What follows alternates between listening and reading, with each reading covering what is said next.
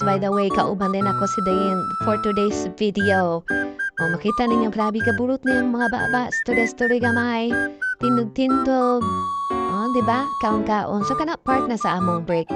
So, unsa day naman na agad ni diha. So, by the way, na aday mi sa Lighthouse, ana nga time sa G-Mall.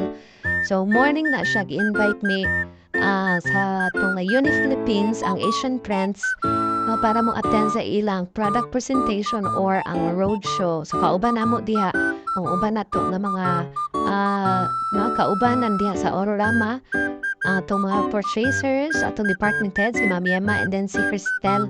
So, kami lang naduha na sa video, kay kami man na nag-aabay.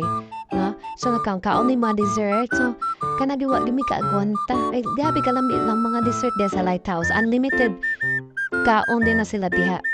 No? Sa ato mga peps diha nga gusto mo, adto sa Lighthouse, located na siya diha sa 3rd floor. 3rd floor ba na or 4th floor? So, basta sa Gaisano Mall na siya. Okay, so kana, no, talawon niyo gabi. Si storya, tawa-tawa, sumangin rabi ana, pero sa tinuod lang, lami di kay ang pagkaon. So, para makakita pa din mo sa dugang na mga videos na to, more fun, no? More learnings. So, ay mo kalimot diya sa pag-follow, pag-share, pag-subscribe diha sa atong YouTube channel, sa atong Facebook page, and sa atong TikTok account. Okay? Thank you for watching. Bye!